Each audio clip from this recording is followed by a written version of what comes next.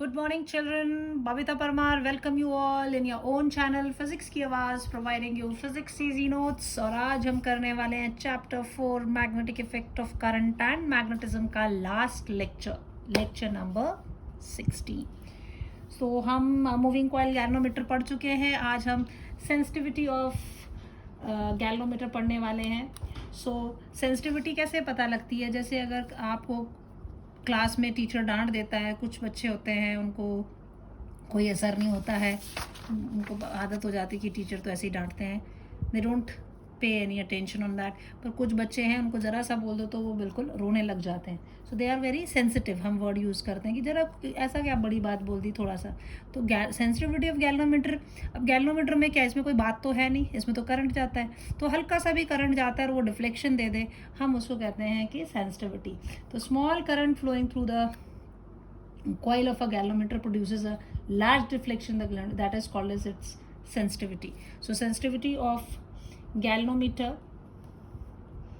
may you can say that reaction deflection, mainly आप ये बोल सकते हैं कि large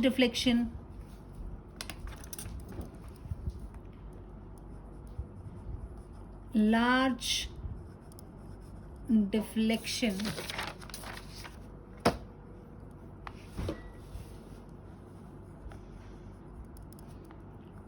of galvanometer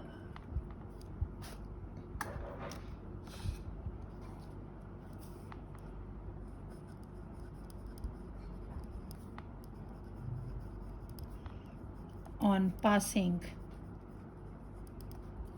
small current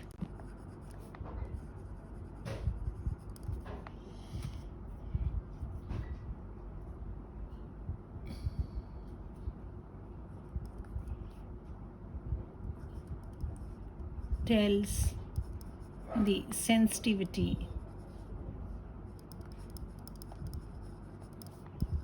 of galvanometer. इसमें हम दो टर्म पढ़ने वाले हैं. एक होगा आपका current sensitivity,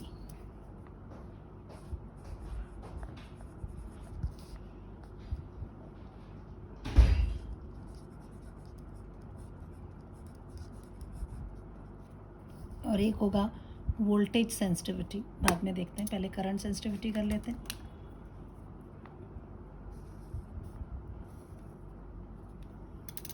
So it's a deflection produced for a unit current flowing through the galvanometer.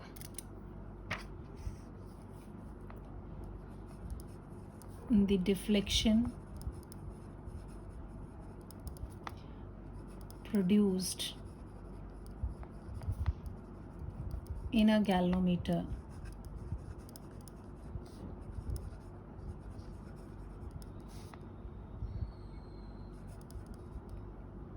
per unit current in a galvanometer on per unit current flow through it. जब उसमें यूनिट करंट फ्लो होता है तो उसमें जो that is जो deflection जो produce the deflection produce in a galvanometer on per unit current flow through it is known as is called current sensitivity.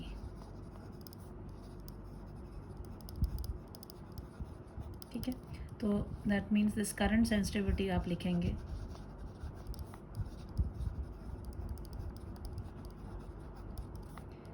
is equal to deflection produced, that is phi, per unit current flow through it. This is what we have. Now we know in moving coil galvanometer क्या पढ़ा था हमने? In moving coil galvanometer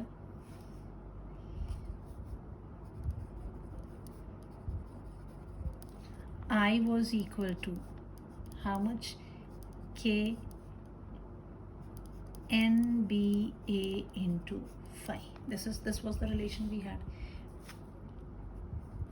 Now what this is, current sensitivity is phi upon I. So current sensitivity will become what? Therefore, current sensitivity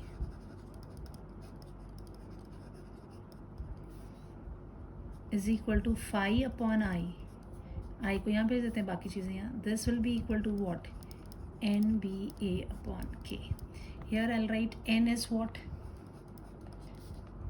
Number of turns in a coil. B, this is magnetic field. Magnetic field intensity. A, this is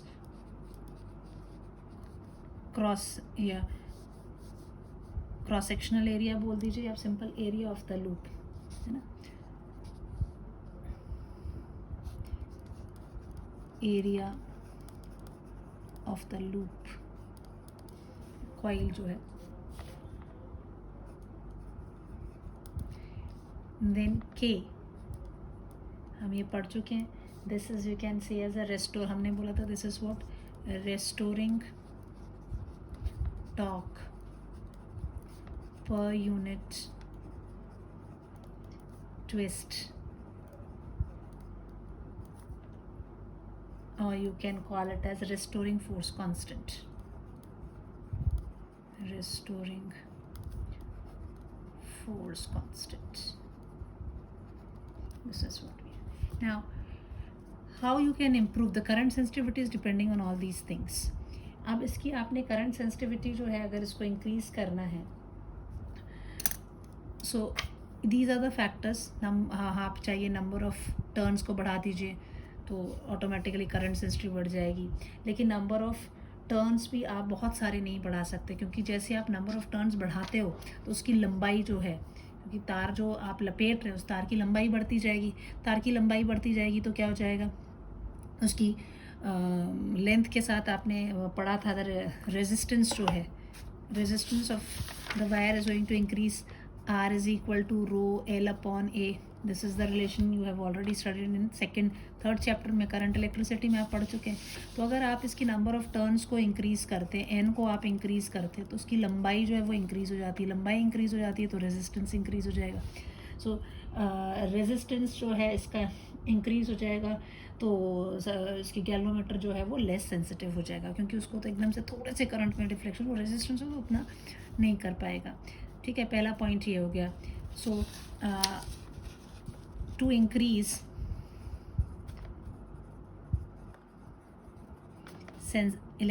current sensitivity,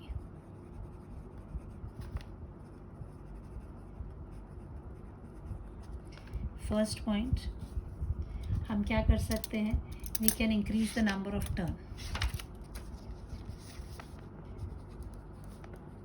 we can increase number of turns of coil, capital N, but that too to a certain limit,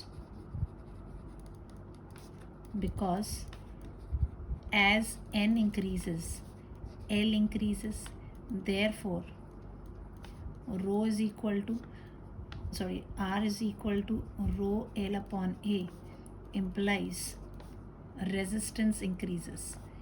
Resistance किसका increase? Resistance of galvanometer.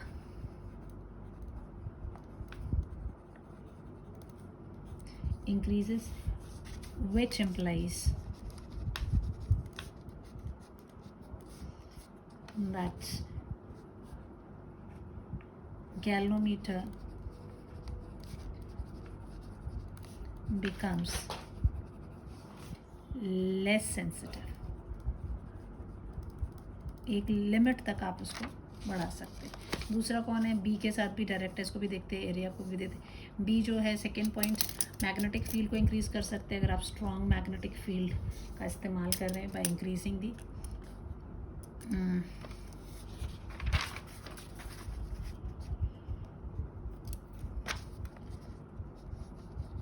By increasing, मैं ऐसा arrow लगा रही हूँ, ठीक है, increasing के लिए, बाय इंक्रीजिंग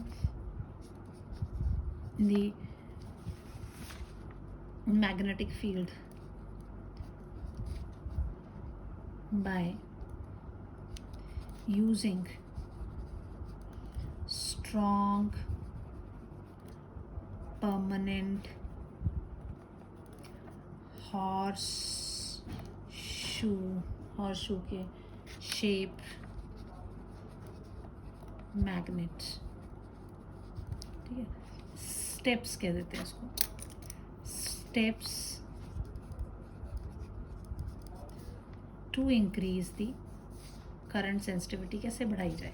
पहले हो गया we can increase number of turns, but वो भी सर्टन लिमिट तक ही, बिकॉज अगर बढ़ाएंगे तो गैलोमीटर लेस सेंसिटिव हो जाएगा।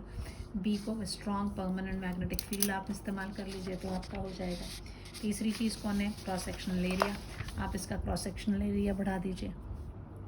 सो इंक्रीजिंग द एरिया, सो लेकिन उससे वो थोड़ा बल्कि हो जाएगा, आप उसको वो भी नहीं कर सकते, गैलोमीटर बल्कि हो जाएगा तो अल्टीमेटली थोड़ा कम सेंसिटिव हो जाएगा। So third point, current sensitivity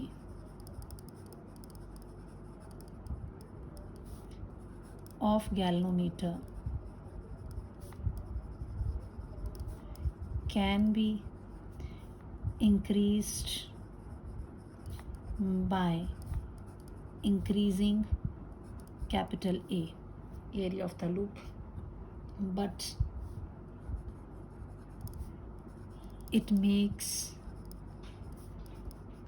the galvanometer bulky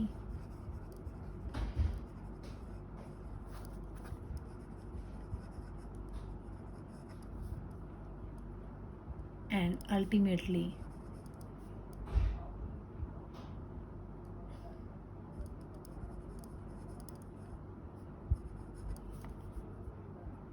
less sensitive।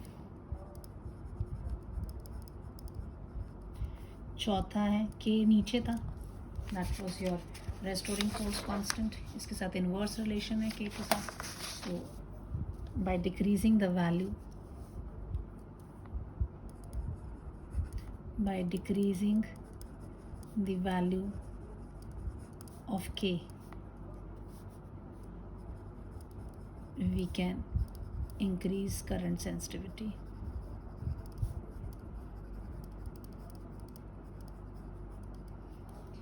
So जो हम स्ट्रिप यूज़ करते हैं इसमें, जो जिससे आपने कॉइल को, सो the phosphor bronze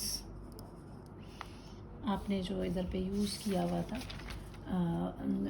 phosphor bronze की जो wire to hang the coil is, इसकी जो है इस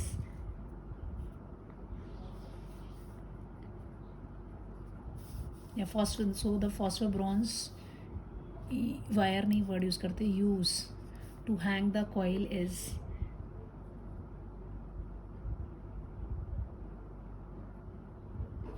फ्लैट स्ट्रिप, ठीक है, instead of a circular, instead of a circular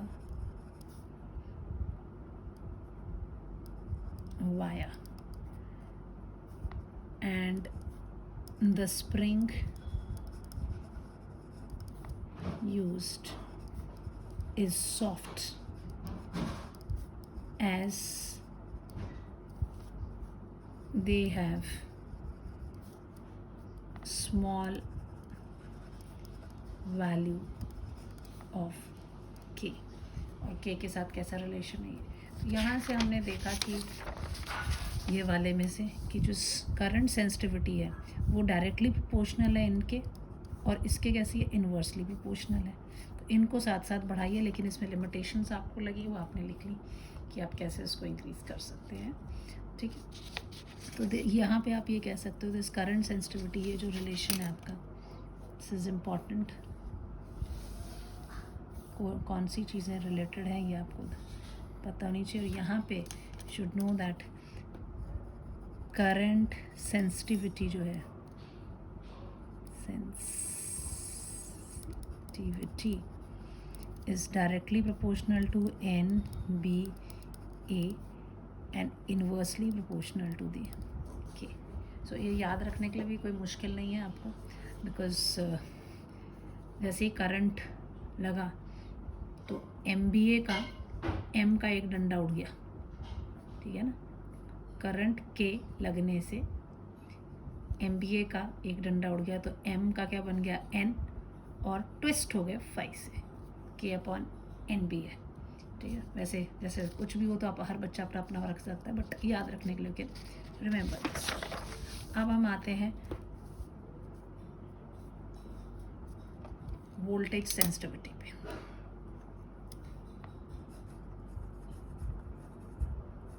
voltage sensitivity,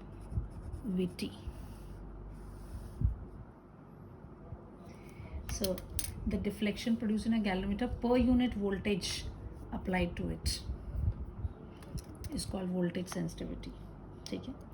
so the deflection produced in a galvanometer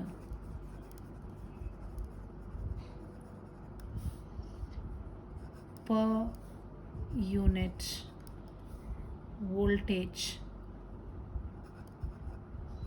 the deflection produced in a galvanometer on per unit voltage supply या applied कह लो, applied to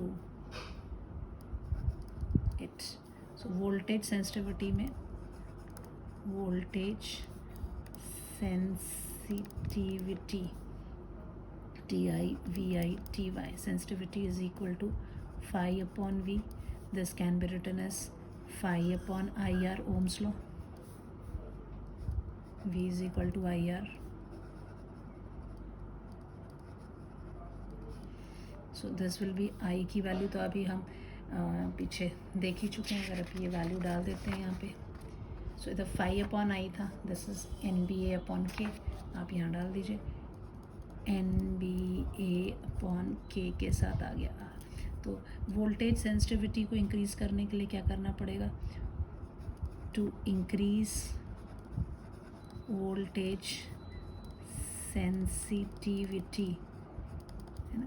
आप वो पहले 3 point तो वैसे ही लिख दोगे, फर्स्ट इंक्रीज N, इसको एक्सप्लेन कर देना, और वो भी एक लिमिट तक, to increase B by using a horseshoe magnet, तीसरा increasing area, but that to a limit, बल्कि हो जाएगा या नंबर ऑफ टर्न्स में एक लिमिट तक करेंगे क्योंकि रेजिस्टेंस बढ़ जाएगा, एंड चौथा डिक्रीजिंग K, जो ये पॉइंट है सेम आ गया, पांचवा जो ये इसका जो रेजिस्टेंस है उसको भी आप डिक्रीजिंग दी रेजिस्टेंस, ऐसे इतना जो है वैल्यू चीज़ें, voltage sensitivity can be increase by doing all these things.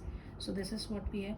अब नेक्स्ट टॉपिक जो है, कई बार एग्जाम में एग्जामिनर पूछ लेता है क्वेश्चन कि आपके एडवांटेजेस क्या है मूविंग कॉइल गैल्वेनोमीटर, ठीक है। The question is like this, the advantages of, give advantages of moving coil galvanometer.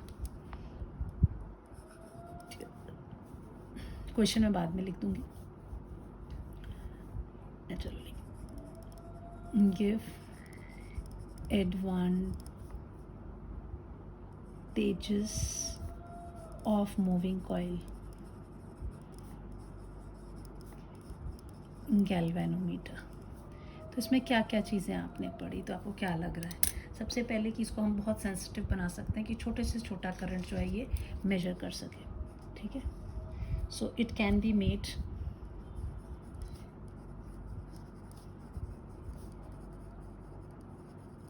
very sensitive, so that minute current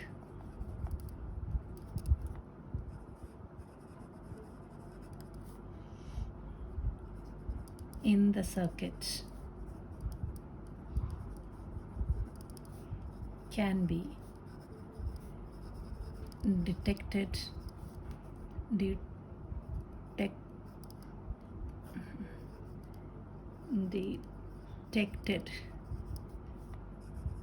by it. इसको सेंसिटिव इतना बना सकते हैं कि आप ये है।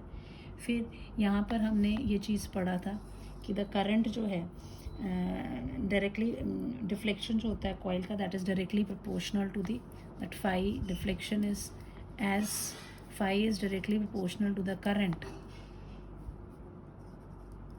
So linear scale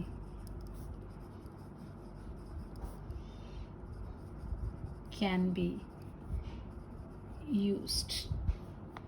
इसमें लीनियर स्केल ही मैंने बीच में पॉइंट पहले भी बताया था जब एक्सप्लेन कर रही थी, क्या जहाँ हमने ये प्रूफ किया था कि जो करंट है वो डायरेक्टली प्रोपोर्शनल डिफ्लेक्शन पे है, डिफ्लेक्शन जो है वो करंट पे प्रोपोर्शनल है. फिर इसमें जो फील्ड है magnetic field in galvanometer is very strong, therefore earth magnetic field has no effect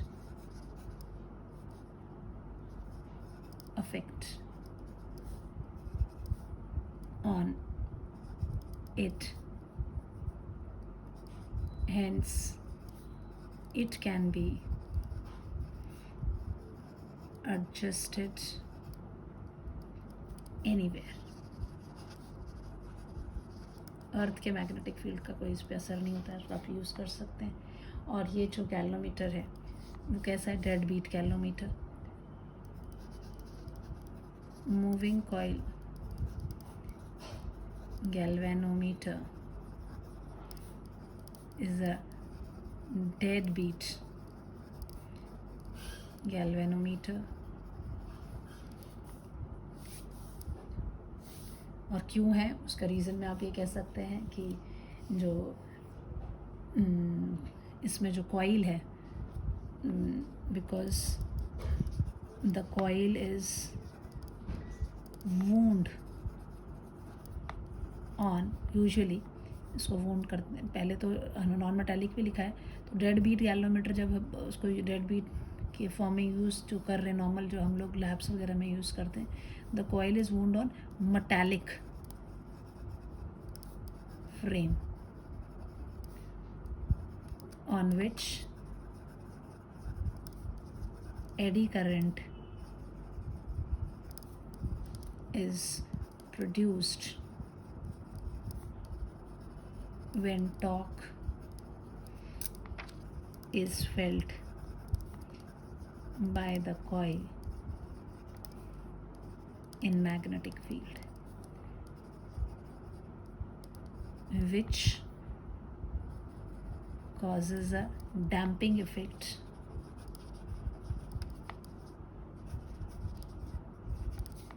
and pointer comes to rest immediately.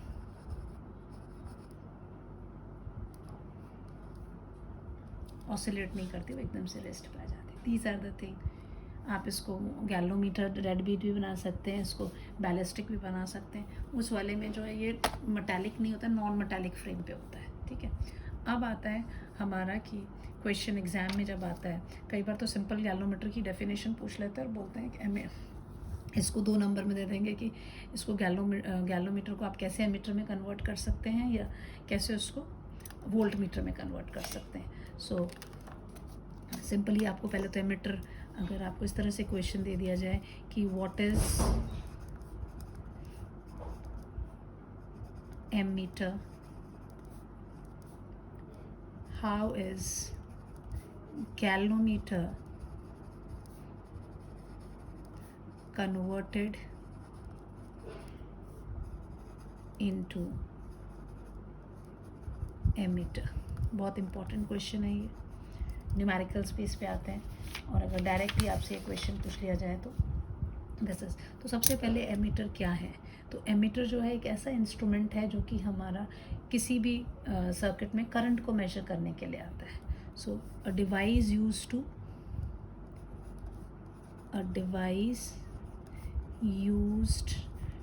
To measure current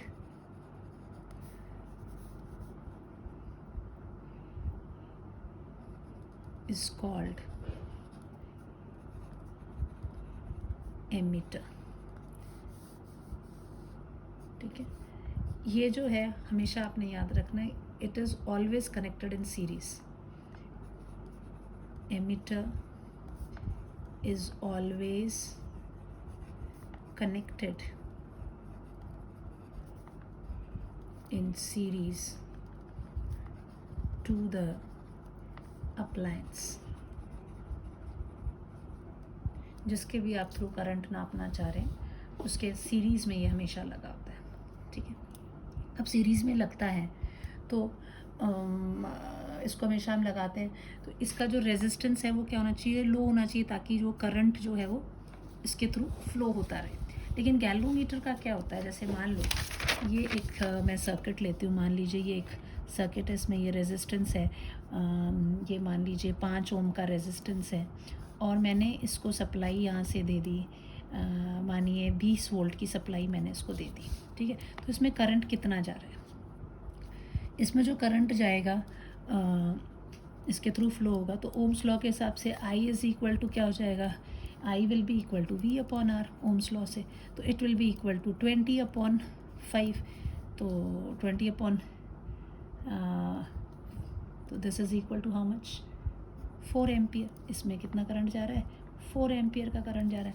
अब इसी सर्किट में मेरे को एमीटर लगाना है, दिस इज़ माई एमीटर, इसको मैंने यहाँ लगा दिया। तो एमीटर भी कैसे बना? गैल्वोमीटर में जैसे कोयल है उसका, इसका खुद का भी तो कोई रेजिस्टेंस होगा। अब यही सप्लाई मैंने यहाँ की और ये ऐसे लगा दिया।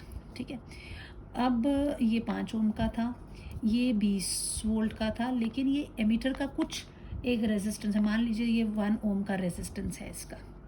ठीक है, तो अब करंट कितना होगा सर्किट में? तो जो ये रीडिंग देगा एमीटर वो कितनी देगा? This current, now the current will be in this circuit. आप लिखोगे I is equal to V की जगह तो आप 20 लिखोगे, लेकिन रेजिस्टेंस सर्किट का कितना है? 5 + 1, आप बोलोगे 20/6। सो 20/6 मीन्स 3.33 एम्पियर, जबकि करंट कितना है उसमें सर्किट में? 4 एम्पियर होना चाहिए, तो एमीटर कितना नाप रहा है? 3.33। इसका मतलब ये जो रेजिस्टर है यहाँ, सॉरी जो एमीटर है, इसका रेजिस्टेंस बहुत कम होना चाहिए। जितना कम रेजिस्टेंस होएगा इसका, तो ये सर्किट में जो करंट है उसको चेंज नहीं करेगा। इसीलिए जो ये रेजिस्टेंस है, ये जो सर्किट की जो मैं एक्सप्लेनेशन दे रही हूँ, this explanation says that the resistance of ammeter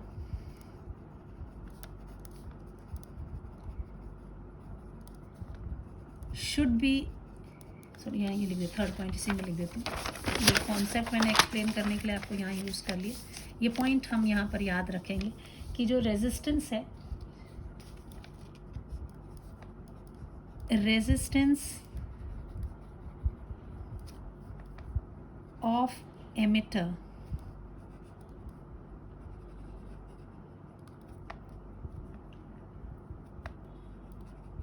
should be very, resistance of ammeter should नहीं है, इज ही क्या देते हैं? Resistance of ammeter is very low, and for ideal emitter it is, ये याद रखना है, 0। कई बार ये ऑब्जेक्टिव टाइप क्वेश्चंस में दे देते हैं, समझ में आ गया? याद रखने के लिए ये सेम चीज़ अगर आप यहाँ ड्रॉ भी कर देते हैं कि इस वाले सर्किट में अगर यहाँ पे इसको जब एक्सप्लेन करने के लिए ही करना है, तो आप यहाँ दे दो दिस इज़ 5 ओम का ये रेजिस्टेंस लगा है, यहाँ पे इस तरह से लगा हुआ है 20 वोल्ट, ये आपका 5 ओम का है. So in this circuit current is equal to V upon R is equal to 4 ampere. Right, ये करंट है. When connected to emitter, ये 5 ओम है, ये एमिटर है, ये 5 ओम का लगाया, ये सप्लाई दी. Due to resistance of emitter equal to say 1 ohm. Now current will be equal to how much? 20 upon 5 plus 1, which is going to give us 3.33 volt. So to have 4 ampere current, to have 4 ampere current,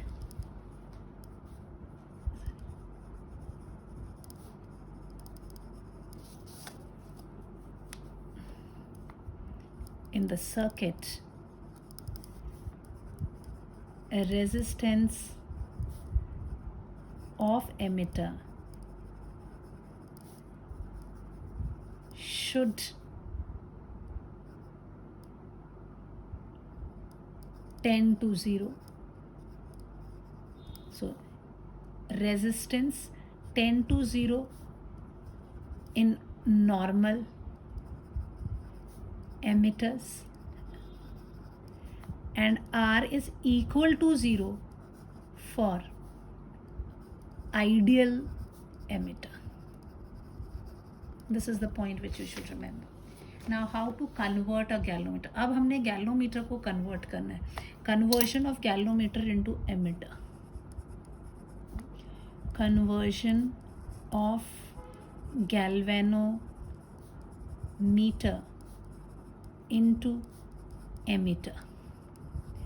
अब क्या होता है, galvanometer है, galvanometer के through आपने current डाला, तो galvanometer एक ऐसा डिवाइस सा होगा, आप लैब्स में भी देखेंगे, छोटे से यहाँ जी लिखा होता है, इस तरह का कुछ बक्सा सा बना होगा. ठीक है, इधर एक गोल सा दिखेगा आपको स्क्रीन, यहाँ पे आपके पॉइंटर्स होते हैं, यहाँ 0 रीडिंग होती है, ऐसे ऐसे ऐसे ऐसे दोनों तरफ को रीडिंग दी होती है.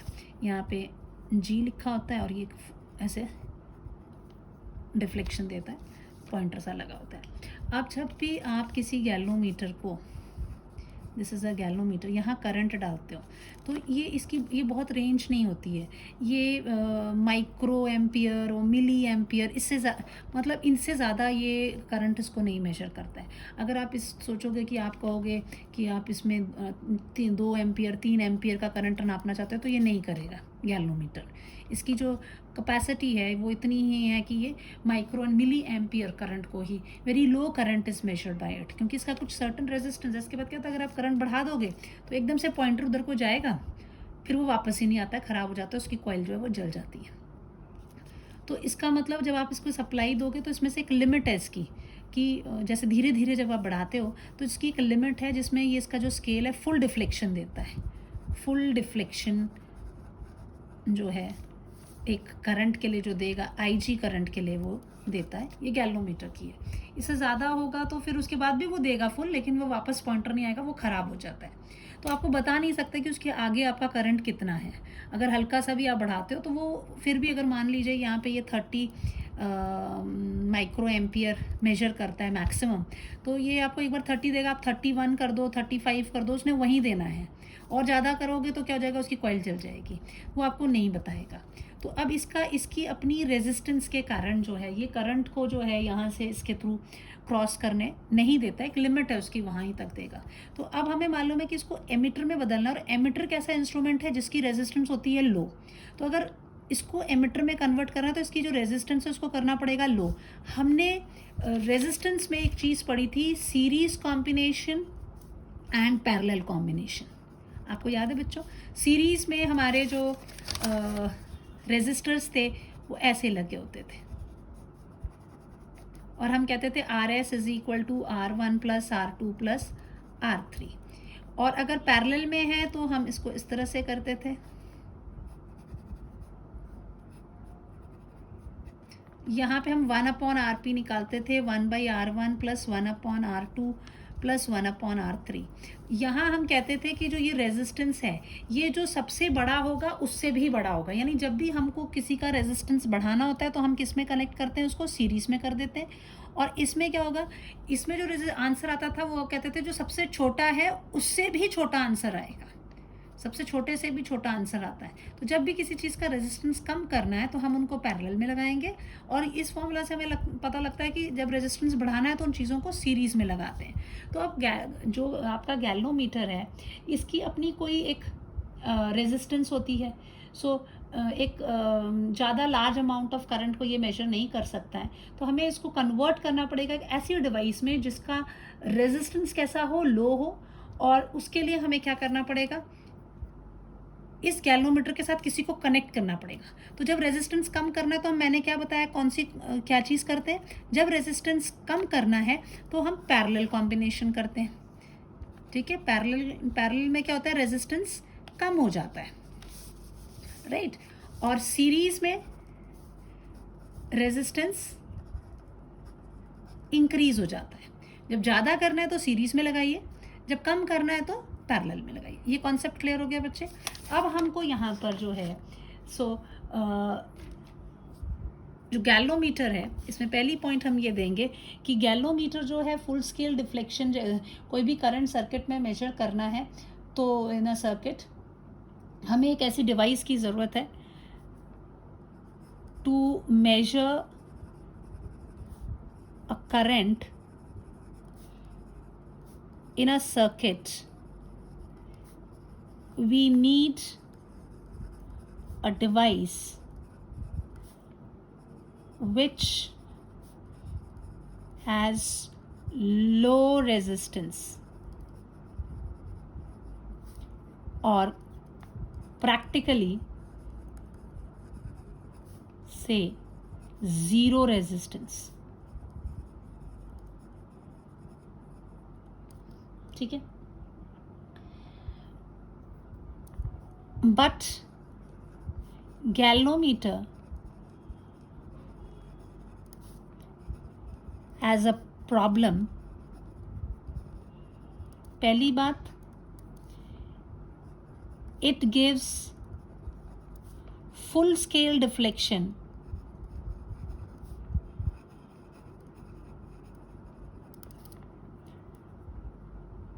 for very small current.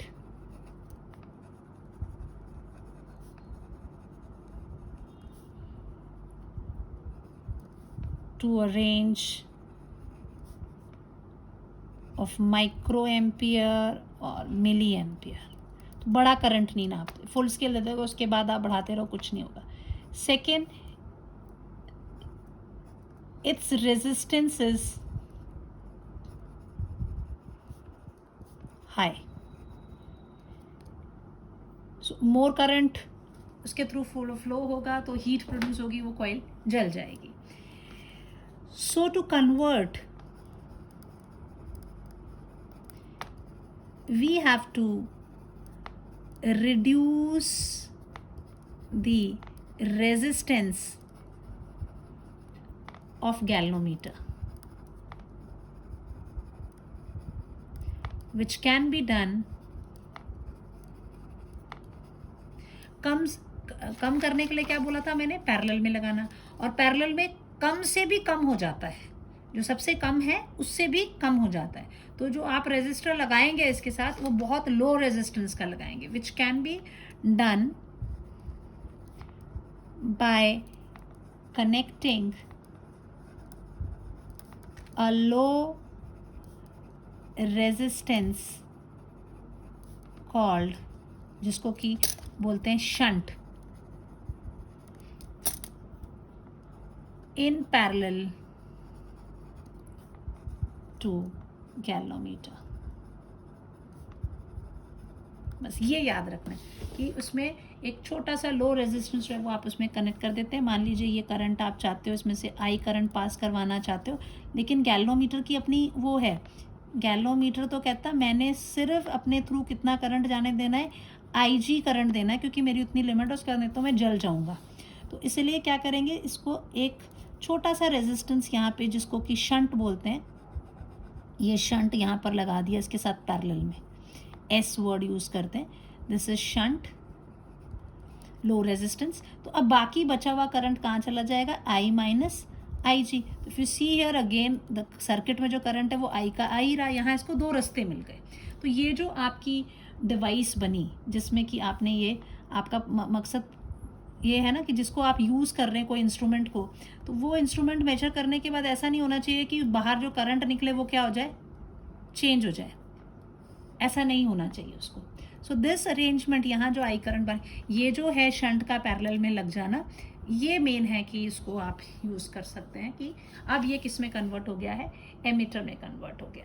तो अब IG जो है ये आपका हो जाएगा, दिस इज आई, पहले तो आई लिख लेते हैं कि क्या है, I is what, the total current to be measured, total current to be measured by ammeter, जो आपने एमिटर से मेजर करना है, ठीक है। Then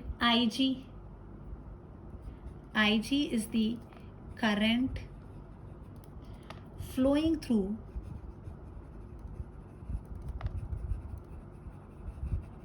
galvanometer।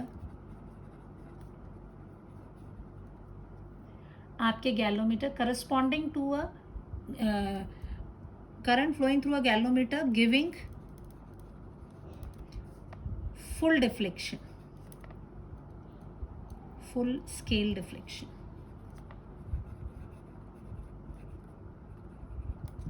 फ्लोइंग वर्ड भी नहीं, current through galvanometer giving full scale deflection भी आप लिख सकते हैं, फ्लोइंग की जरूरत है सीधा, current through galvanometer giving full scale, इतने पे ये फुल स्केल डिफ्लेक्शन देता है, उसके बाद नहीं, बाकी बचा हुआ फिर वो दूसरे रास्ते से जाएगा।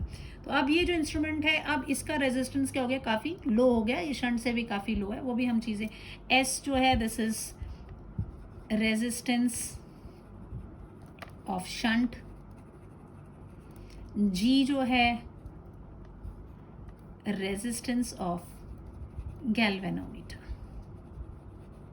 अब हम यहाँ से इस एमिटर की भी इफेक्टिव रेजिस्टेंस निकाल सकते हैं, हम ये भी निकाल सकते हैं कि जो ये शंट हम इस्तेमाल कर रहे हैं वो कितने रेजिस्टेंस का होना चाहिए कि ये गैल्वेनोमीटर कन्वर्ट हो जाए इसके एमिटर में, ठीक है। सो अगर आप ये डायग्राम को देखो तो ये दोनों कैसे लगे हुए हैं, पैरेलल में।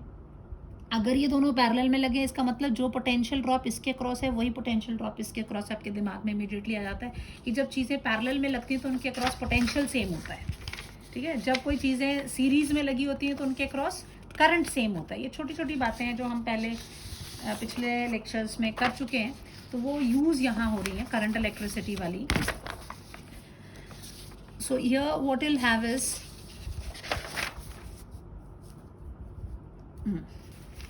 न्यूमेरिकल वाला कागज संभाल के रख दें, नहीं तो गड़बड़ हो जाती है। Now what we'll do is, as S and G are connected in parallel, numerical में भी यही बात याद रखनी है, ठीक है, connected in parallel, so potential across the galvanometer is equal to the potential across the shunt resistor। potential क्या होता है, potential is equal to IR, that is the current through the galvanometer into the resistance of the galvanometer is G, is equal to shunt के बीच में कितना current है, this is what I can if I write in the words, potential across galvanometer is equal to potential across shunt।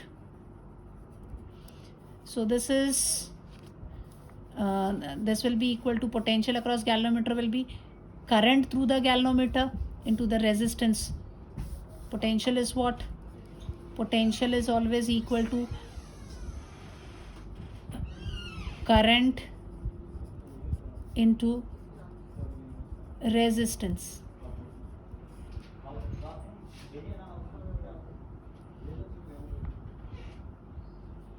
So this will be equal to what?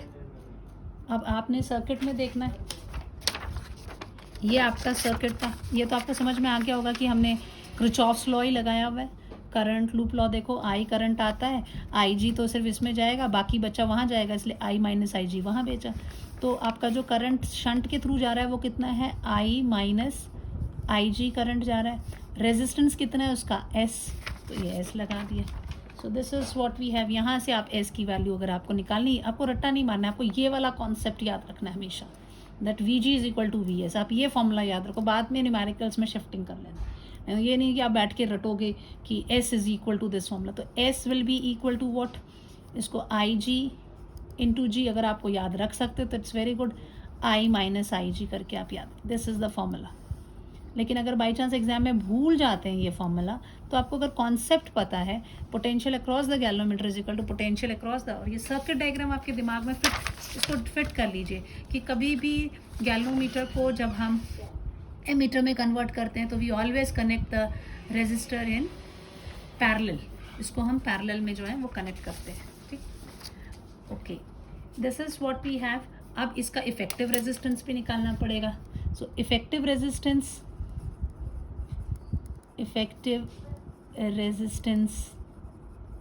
Of ammeter,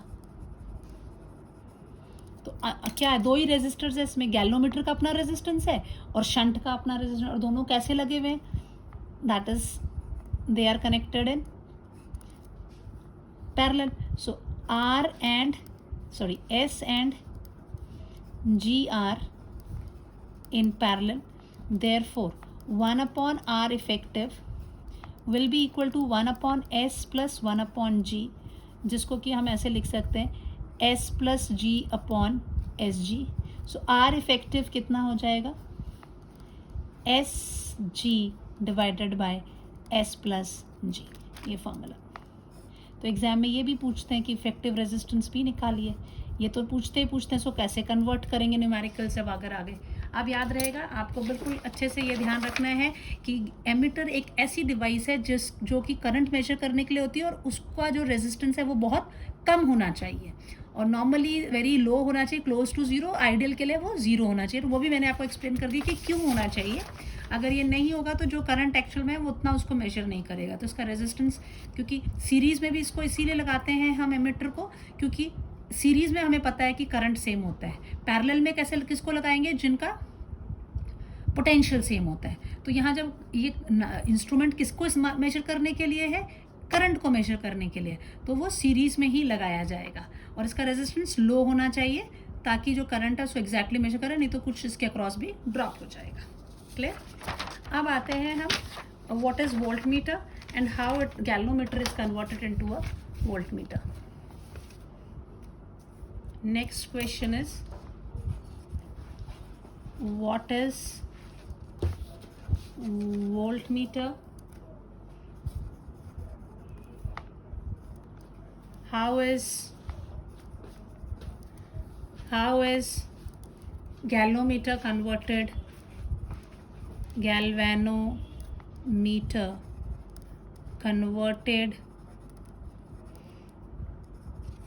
into voltmeter. ठीक है, तो पहले आप सबसे पहले volt meter की definition लिखेंगे, जैसे आपने एमीटर की लिखी थी, अब आप वोल्ट मीटर की लिखेंगे. आपने एमीटर को लिखा, it is a device used to measure the current in the this ammeter है, इसको आप करंट को मेजर करने के लिए कहते हैं. वोल्ट मीटर एक ऐसा इंस्ट्रूमेंट है जो कि यूज़ करेंगे potential difference across the any 2 points of a circuit. कोई भी सर्किट एलिमेंट है उसके बीच में कितना पोटेंशियल डिफरेंस है उसको मेजर करने. सो अ डिवाइस कह लो या एन इंस्ट्रूमेंट कह लो. एन इंस्ट्रूमेंट एक ही बात है, instrument used to measure the potential difference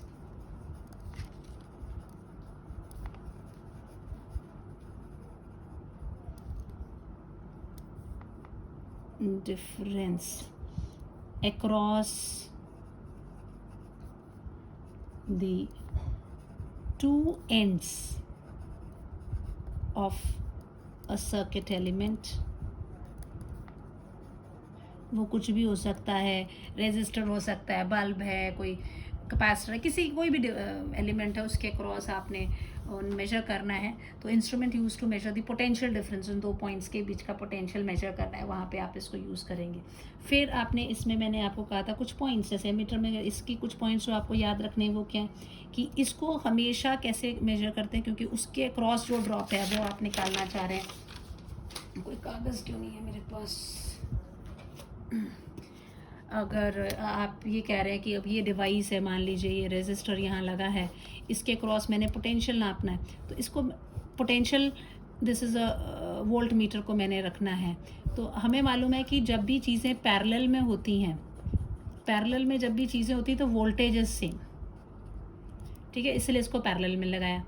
और अगर सीरीज़ में होती हैं तो क्या चीज़ सेम होता है, करंट इज सेम, इसलिए एमीटर को हम सीरीज़ में लगाते हैं। क्लियर हो गया, तभी वो उसको मेजर करेगा, जो इसमें करंट है वो इधर करंट होगा, अब इसके क्रॉस जो पोटेंशियल है वो इसके क्रॉस पोटेंशियल होगा। तो इसको हमेशा हम किस में कनेक्ट करते हैं, we always connect a voltmeter, किसी भी सर्किट में जब मेजर करने के लिए नापते हैं, यूज़ करते हैं, तो volt meter is always connected in parallel to the circuit element across which we measure the potential difference.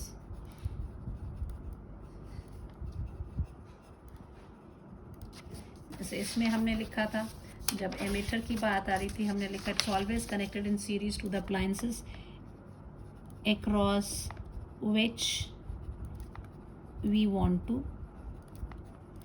measure current, ठीक है। अब रेजिस्टेंस की बात हो रही है, तो अब इसमें क्या है, अगर आप मान लीजिए, इसको थोड़ा सा एक्सप्लेन करने के लिए पहले मैं करूँगी, उसके बाद ये जो पॉइंट, जैसे इसमें कहा था कि resistance of ammeter is very low और and for ideal ammeter it is zero. यहाँ पे आपने जो बात याद रखनी है, that resistance of voltmeter is very high and for ideal voltmeter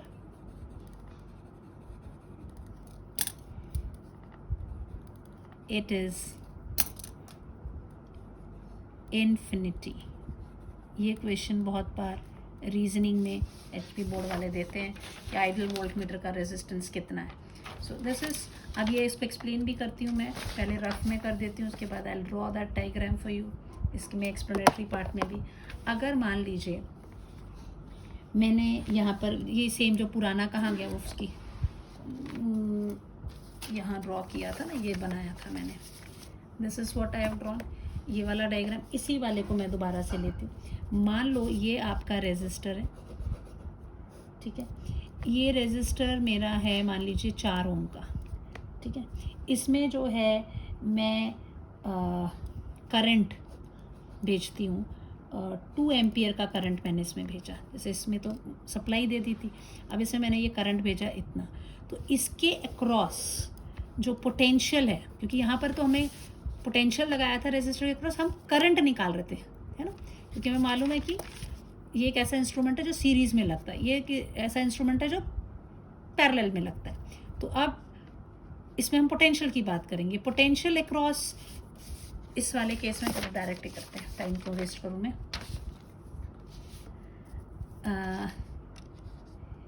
if ये आपका रेजिस्टर है, दिस इज़ 4 ओम का रेजिस्टर है, और यहाँ से मैंने 2 एम्पियर का करंट डाला। In this circuit the potential V is equal to कितना होगा, IR which is equal to 2 into 4 is equal to 8 volt. ठीक है. अब मैं इसमें मान लीजिए वोल्ट मीटर लगा देती हूँ.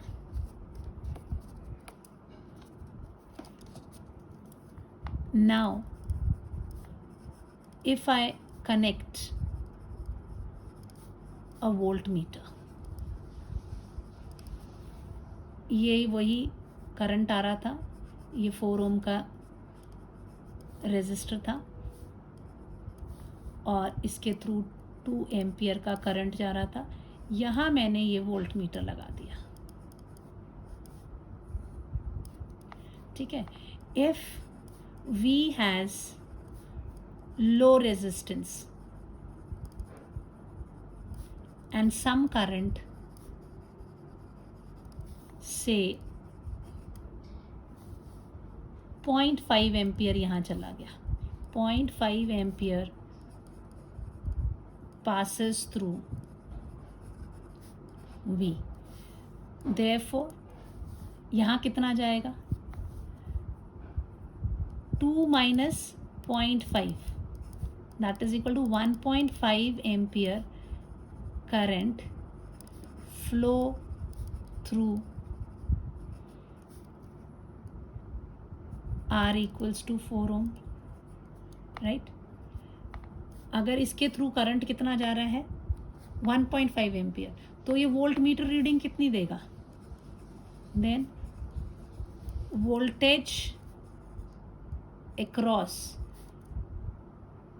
4 ohm will be कितना हो जाएगा? I into R which is 1.5 into 4 which is 6 volt, जो कि क्या आ गया इसमें लेस. अगर ये वोल्टेज यहाँ पे हमने कहा V has a low resistance and some current flow, तो इसका मतलब ये 6 वोल्ट है, जबकि कितना दे रहा था? ये 8 वोल्ट दे रहा था. सो therefore resistance of voltmeter should be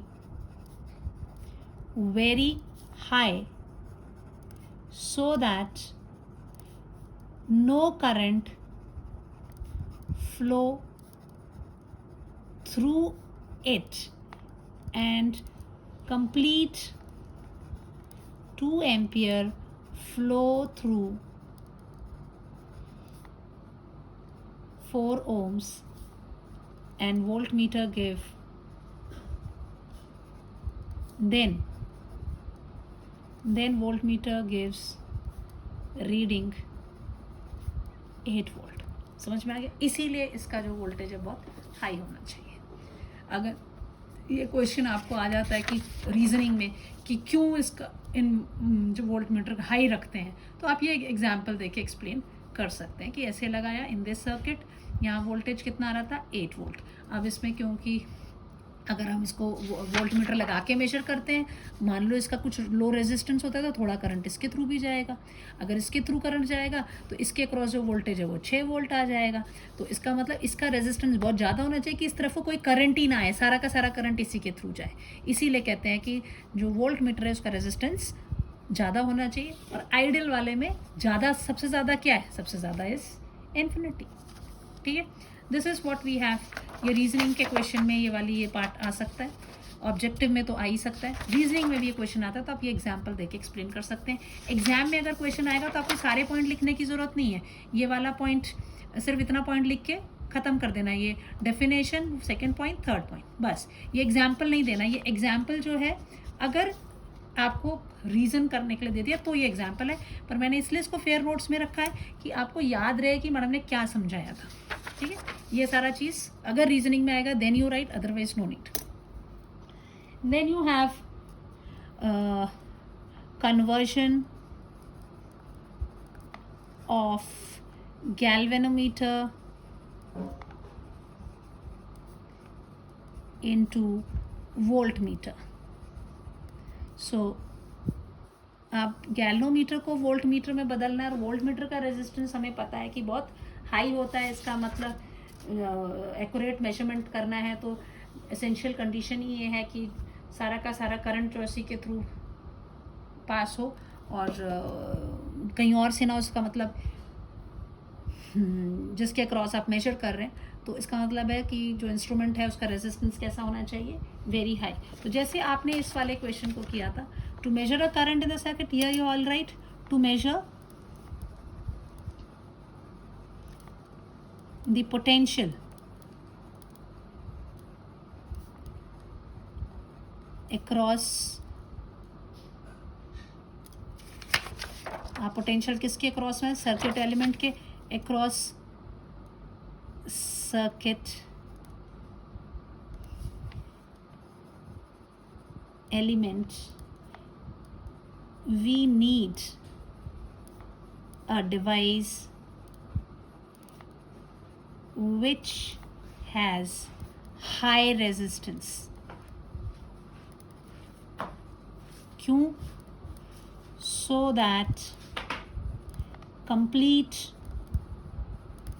current जो है flow through the element, through the circuit element,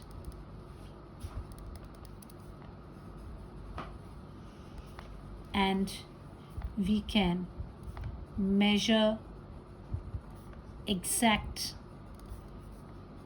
potential across it, right? But galvanometer में क्या है, एक तो वो डिफ्लेक्शन दे देता है, उसके थ्रू करंट तो जाता नहीं है, और उसका जो रेजिस्टेंस, उसका सर्टन यहाँ पे इट्स रेजिस्टेंस इज हाई नहीं, it has its resistance is high है, चलो कोई बात नहीं, इसको लो कर दिया, जो बट इतना हाई नहीं है, बट गैल्वेनोमीटर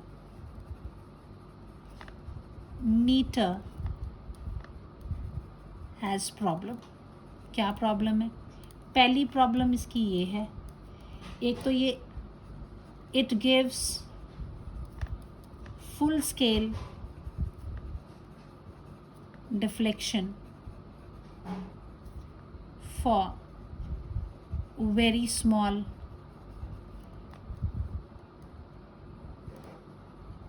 करंट, तो चाहे आप फॉर स्मॉल पोटेंशियल कह लो, for a very small potential. Second, its resistance is not so high that it do not allow the current flow through it.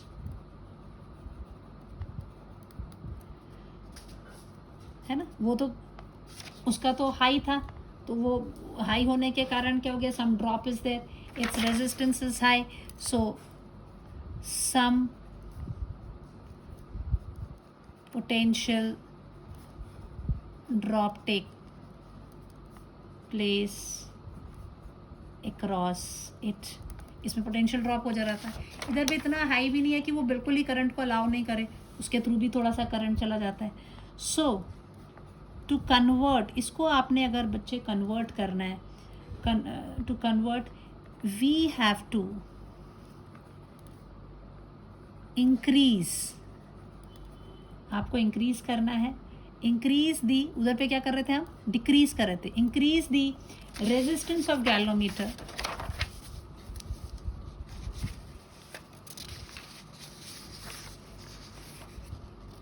इस पेज पे लिखते हैं, खत्म हो जाएगा, न्यूमेरिकल है, इसके बैक साइड पर कर देते हैं, इंक्रीज दी रेजिस्टेंस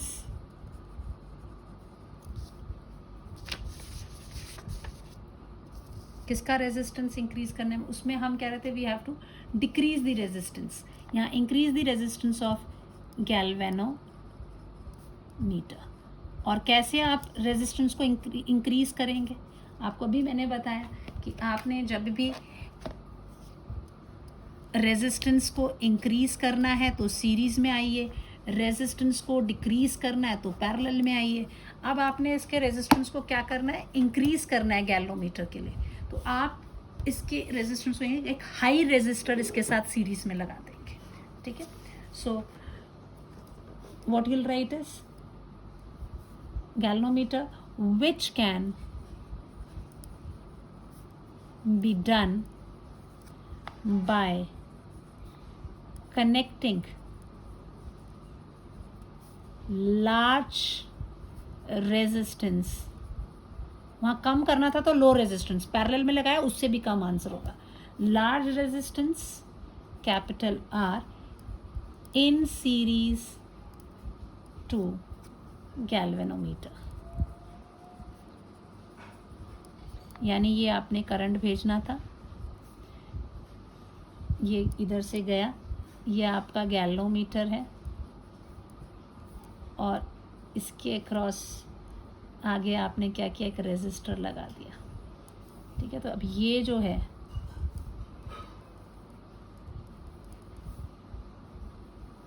इसका रेजिस्टेंस आपका R है, ठीक है। अच्छा, एक इसको इस तरह से करने के बजाय I will write like this, that ऐसे लगाओ, ऐसे, ये करंट था आपका आ रहा और मैंने यहाँ एक रेजिस्टर लगा दिया, तो कुछ करंट इसके क्रॉस ड्रॉप हो जाएगा, potential drop will be there, ये आपका गैल्वेनोमीटर लगा दिया, ठीक है। ये जो आपका बना गैल्वेनोमीटर भी आपका सेफ है, the resistor is connected in front of it, this is the current I. अब इसमें जो करंट इसके, अब अपने तो यहाँ पे तो पोटेंशियल नापना है ना, और ये जो है करंट आई जी जो है वो उतना ही जाएगा, क्योंकि इनमें करंट सेम ही होता है, चाहे ऐसे लगाओ चाहे ऐसे लगाओ, मैंने काट दिया इसको, but one and the same thing. इसके क्रॉस जो करंट जा रहा है, और इसने तो एक लिमिट रखी हुई है कि फुल स्केल डिफ्लेक्शन जी मैं इतने करंट में देता हूँ, तो वो देगा। अब जो पोटेंशियल अप्लाई किया हुआ है, तो अब वी पोटेंशियल है, ये आपने अगर इसको मेजर आउट करना है, तो यहाँ पर आपको क्या दिख रहा है कि जब ऐसे लगे हुए हैं तो इसके क्रॉस जो पोटेंशियल है प्लस इसके क्रॉस जो पोटेंशियल है, that is equal to the applied potential, right. So ये हो गया। इसकी रेजिस्टेंस को बढ़ाने के लिए हमने क्या कर दिया, इसको एक बड़े रेजिस्टर को इसमें कनेक्ट कर दिया, ठीक है। लेट आई जी जो है, it's a current through galvanometer giving full scale deflection। उससे ज़्यादा तो हम इसमें भेज नहीं सकते, दिस इज़ व्हाट इसके गैल्वेनोमीटर में ये इतना, ये जो फुल स्केल गैल है, R एंड G रेजिस्टेंस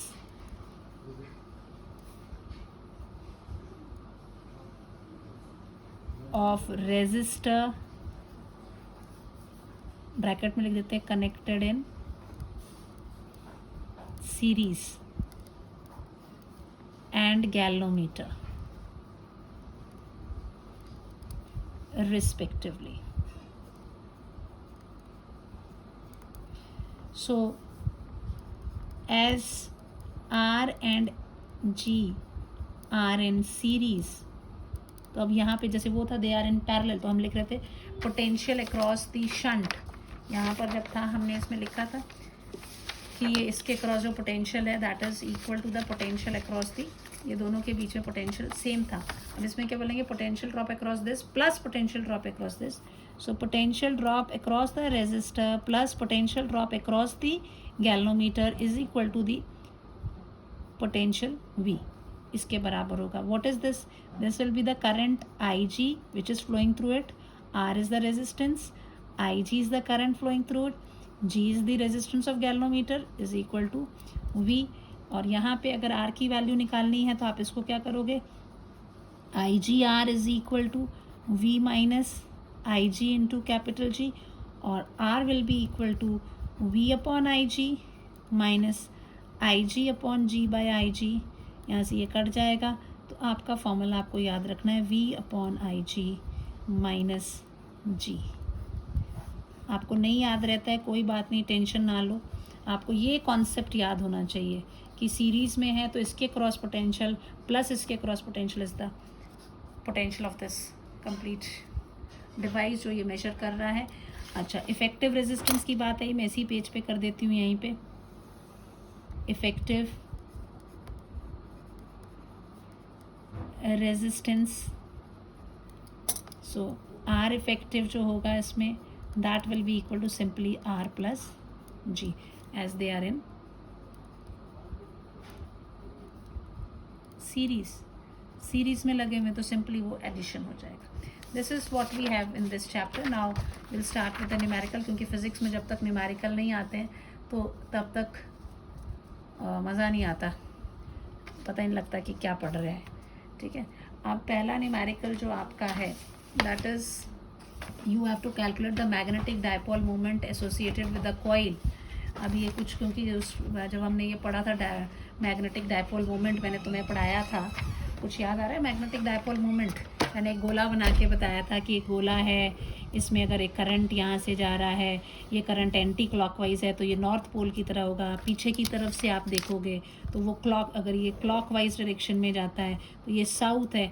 तो एक कॉइल को इधर सामने से देखते हो तो नॉर्थ पोल, पीछे से देखते हो तो साउथ पोल। तो एक कॉइल किसकी तरह बिहेव करता है? एक मैग्नेटिक डायपोल की तरह, क्योंकि जैसे इलेक्ट्रिक डायपोल में minus Q charge plus Q charge separated by small distance होता है, यहाँ पे north pole south pole separated by small distance.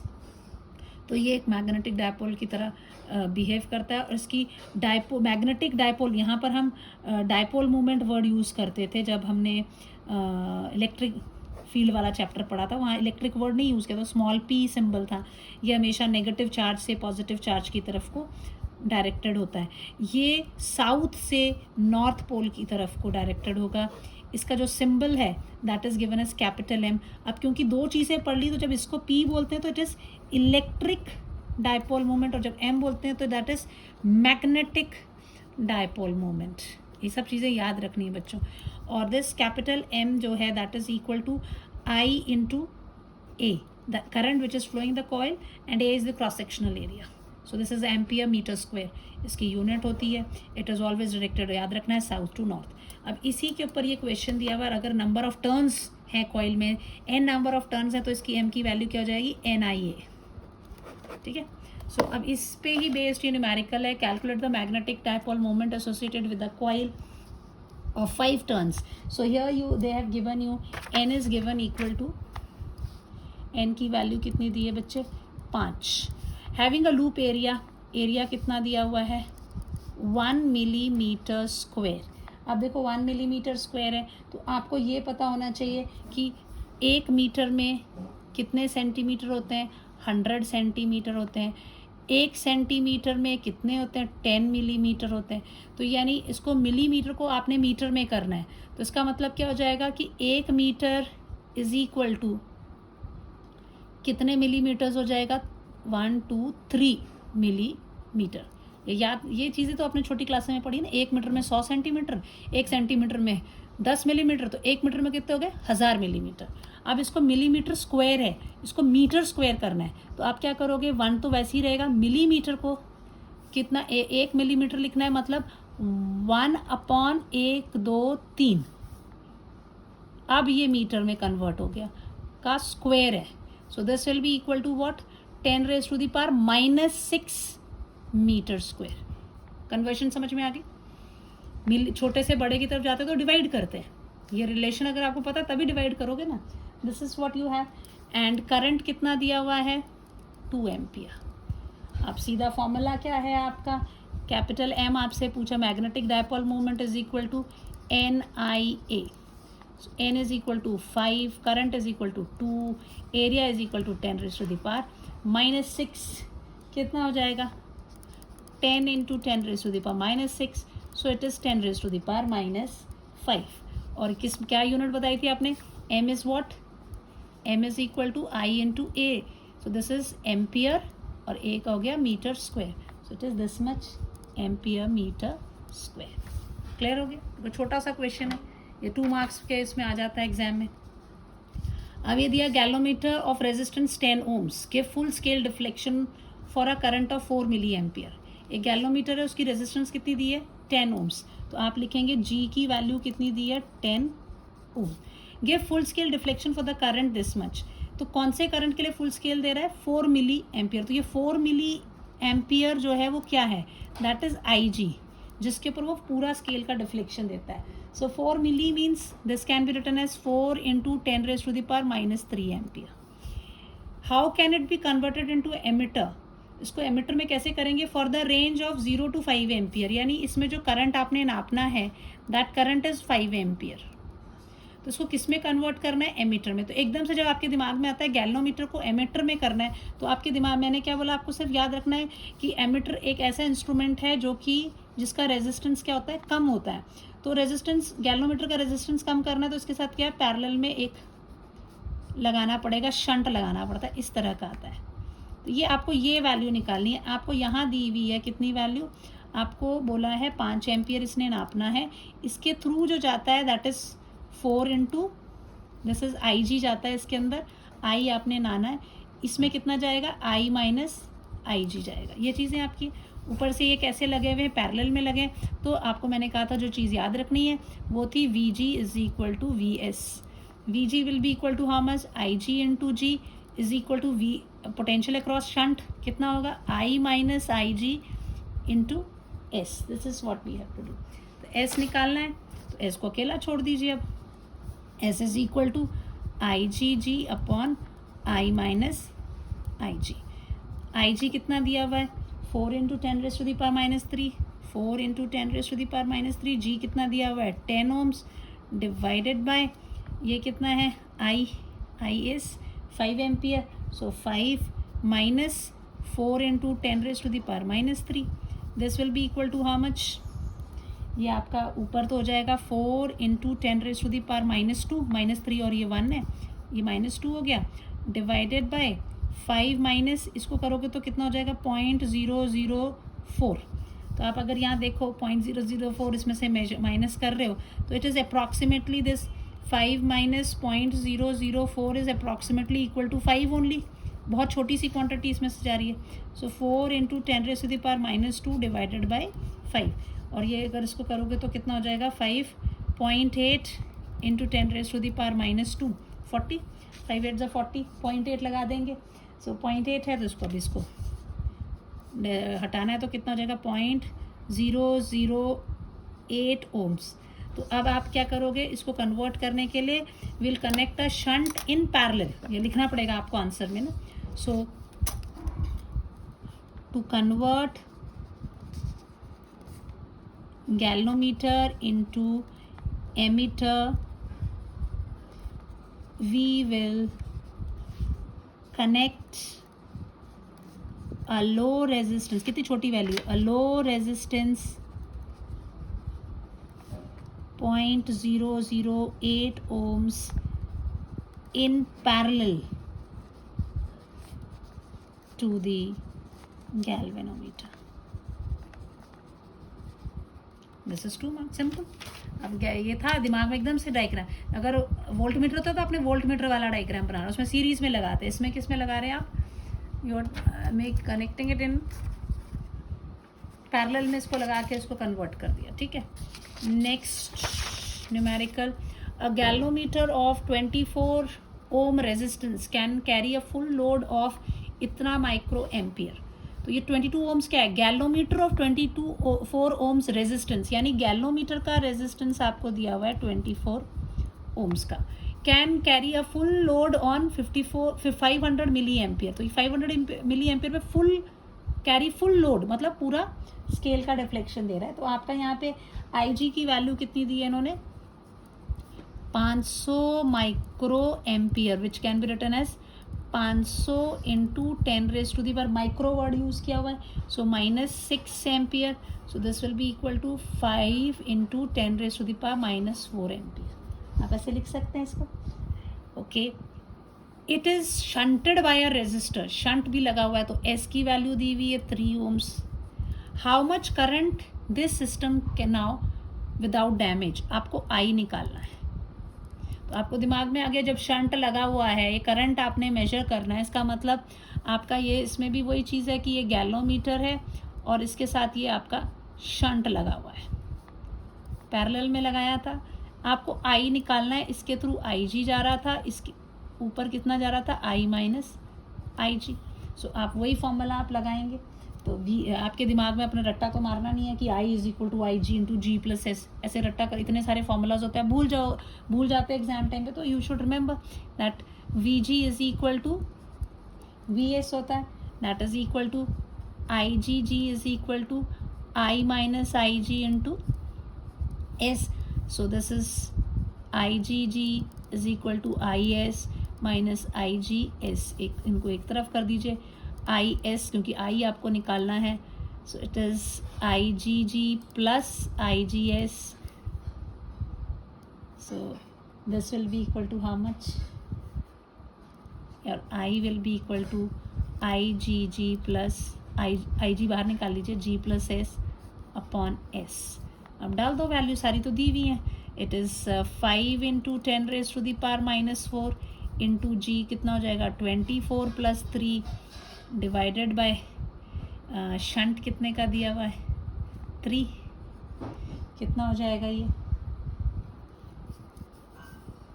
This will be equal to 5 into 10 raise to the power minus 4, 24 plus 3 27 divided by 3, 3 1 ज़ा 3 9 ज़ा 9 5 ज़ा 45 into 10 raise to the power minus 4। This can be written as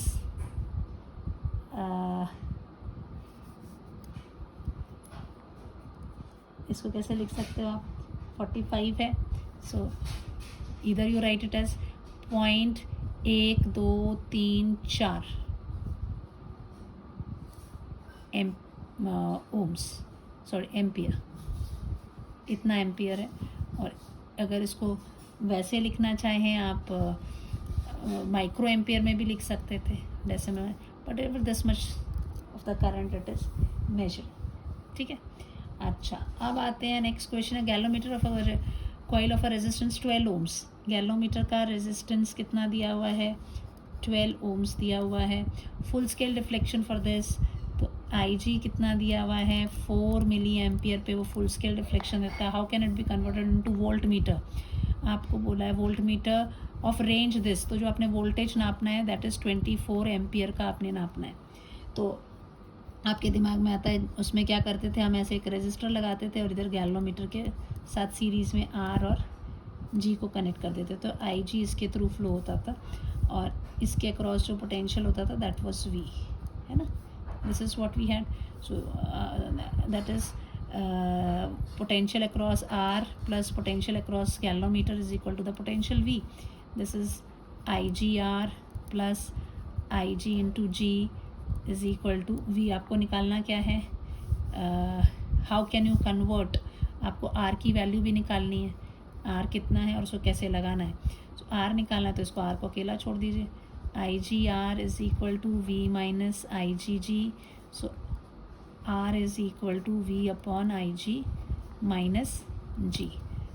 V कितनी दी हुई है 24, I कितना दिया है 4 मिली ampere, so 4 milli ampere is given. तो आप 4 means this is 4 into 10 raise to minus 3 ampere, so 4 into 10 raise to the power minus 3 minus G कितना दिया हुआ है 12, this will be equal to 4 1 ज़ा and 4 6 are 24, it will be 6 into 10 raised to the power plus 3 हो जाएगा ऊपर जाके minus 12, this will be equal to 6000 minus 12, so it will be equal to 5988 ohms. so इतना बड़ा resistors कैसे लगाना पड़ेगा सीरीज में। so galvanometer can be converted into voltmeter by connecting a large resistor of resistance 5988 ohm in series to it. आप ऐसे इसको convert कर देंगे, ठीक है। अब आते हैं लास्ट फिफ्थ, कितना टाइम हो गया, वो ज़्यादा हो गया, लंबा हो गया लेक्चर बहुत, बट ये लास्ट है, इसके साथ ही ये यूनिट चैप्टर जो है ओवर हो जाएगा। A galvanometer with resistance 12 ohms gives a full deflection of a current. अब इसमें galvanometer of resistance, फिर से G की वैल्यू कितनी है 12 ohm, full deflection of current इतने एम्पियर का, IG की वैल्यू कितनी दी है 0.0025 एम्पियर, ठीक है. That means this can be written as equal to, अगर मैं इसको 2 पॉइंट को यहाँ ले आऊँ तो कितने डेसिमल, 1 2 3 लेके आ रही हूँ यहाँ को ना, सो 2.5 कर दूँ तो इंटू 10⁻³ एम्पियर हो जाएगा, है ना. और what is the net resistance of the meter when it is converted into a voltmeter of 10 volt. V दिया हुआ 10 वोल्ट का, आपको R इफेक्टिव निकालना है, ठीक है. तो R इफेक्टिव के लिए पहले R effective is equal to, हाँ दिस इज क्वेश्चन मार्क, ये कितना होता है, दिस इज इक्वल टू, इसमें जब वोल्ट मीटर में है तो आपके दिमाग में क्या आता है कि ये आपका गैल्वनोमीटर है और यहाँ इसके साथ सीरीज़ में लगाते थे, है ना, वोल्ट मीटर में ये R था, ये R effective is equal to what, R plus G होता. तो आपको R की वैल्यू पहले पता होनी चाहिए, तभी तो आप उसमें ऐड करोगे, तो ये यहाँ पे ये आएगा. सो नेट रेजिस्टेंस की बात वो कर रहे हैं, ये निकालना है आपको, तो उससे पहले आपको R निकालना पड़ेगा. आपको यहाँ पे पता ही है सीरीज़ में लगे होते हैं, सीरीज़ में लगे होते हैं तो potential across R plus potential across galvanometer is equal to the applied potential. This is IG R plus IG G is equal to V. So IGR is equal to V minus IGG. So R is equal to V upon IG minus G. ये formula है, अगर आप याद रख सकते हैं इसको बहुत अच्छी बात है, नहीं याद रहता तो 3 स्टेप्स उस वक्त भी करते हैं तो कोई मुश्किल नहीं है. सो R की वैल्यू आपको कैलकुलेट करनी है. So R will be equal to what, कितना पोटेंशियल है 10, करंट कितना है 2.5 इंटू 10⁻³ माइनस G कितना है 12. This will be equal to 2.5 को मैं 100/25 लिख सकती हूँ, ये 10⁻³ ऊपर चला जाएगा, प्लस 3 हो जाएगा -12, 25 1 सा 25 4 सा, so 4000 - 12. So this will be equal to how much, 3,998. Therefore R effective जो है that is equal to R plus G which is equal to 3,998 plus 12 which is equal to 4,000 ohms का होगा, ठीक है. Last when it is converted into emitter, ये आप अपने आप this will do for the homework, ठीक है. अब इसको कन्वर्ट करना है एमिटर ऑफ रीडिंग दिस. यहाँ मैं बता देती हूँ क्या क्या चीज़ें दी हुई हैं. G इज़ गिवन 12 ओम, ये सेम क्वेश्चन ही है. IG इन्होंने दिया हुआ है 2.5 इंटू 10⁻³ एम्पियर. आपको एमिटर में कन्वर्ट करना है तो इसमें जो करंट की वैल्यू है दैट इज़ 7.5 एम्पियर दिया हुआ है, और आपसे पूछा है R इफेक्टिव.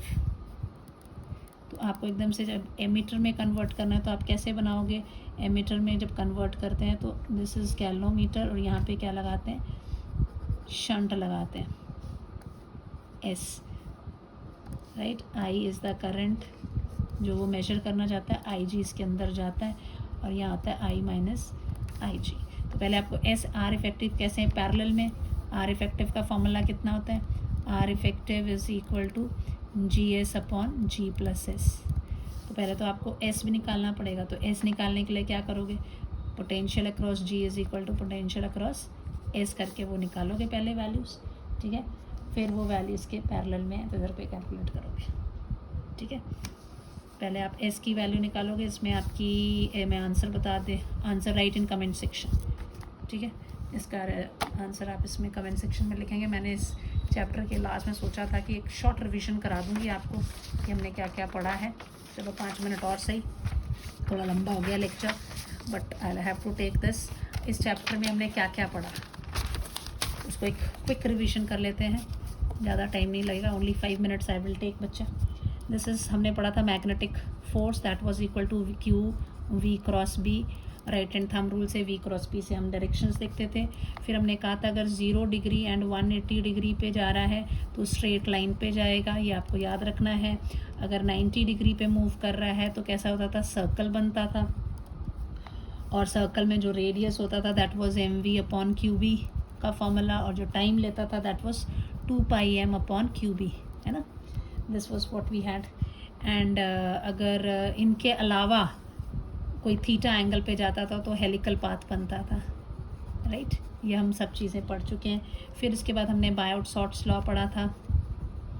बायोट-सॉर्ट्स लॉ में क्या बताया था, ये छोटा सा एलिमेंट के करंट जो मैग्नेटिक फील्ड है उसके बारे में बताता है, which is given as μ0.4π IDL sin theta upon R square. Vector form में लिखना चाहो तो इसको μ0/4π dB vector can be written as IDL cross R vector divided by R cube.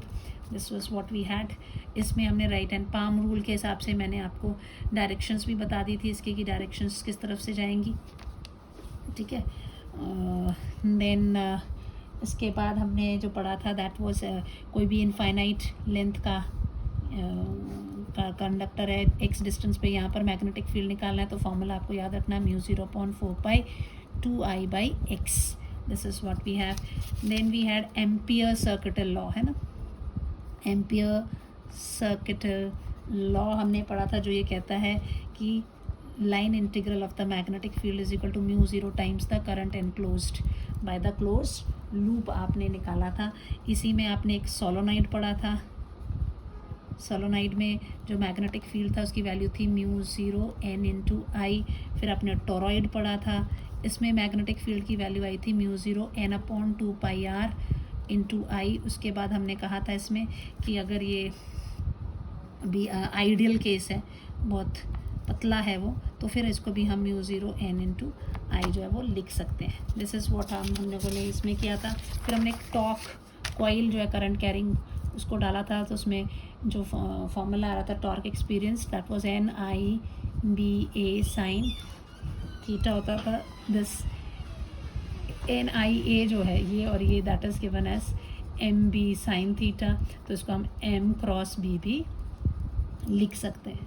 फिर हमने मूविंग कॉइल गैल्वेनोमीटर पढ़ा, मूविंग कॉइल गैल्वेनोमीटर पढ़ा. उसमें हमने करंट में देखा था दिस, मैंने क्या बोला था, करंट का झटका लगा तो क्या हुआ, MBA की एक टांग टूट गई, MBA बन गया NBA और टर्न मारा एंगल से.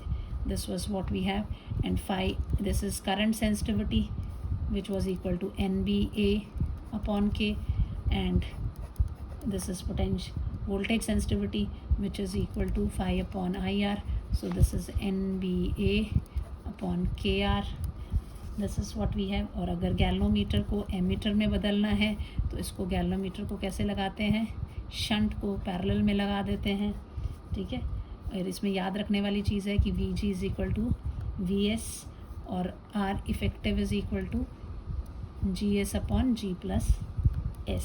और गैल्वेनोमीटर को अगर वोल्ट मीटर में बदलना है तो एक रेजिस्टर लगा देते हैं गैल्वेनोमीटर के साथ. किस में, ये शंट है, ये पैरेलल में लगा दिया, और इसको किस में लगाते हैं, सीरीज़ में लगाते हैं. खुद जो ये है अपने आप ये खुद सीरीज़ में लगता है, और ये खुद सीरीज़ में लगता है लेकिन बनाने के लिए पैरेलल में, ये खुद पैरेलल में लगता है लेकिन ये सीरीज़ में, और इसमें R effective is equal to G+S.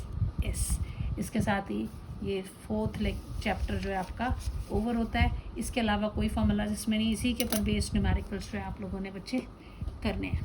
Thank you, have a nice day.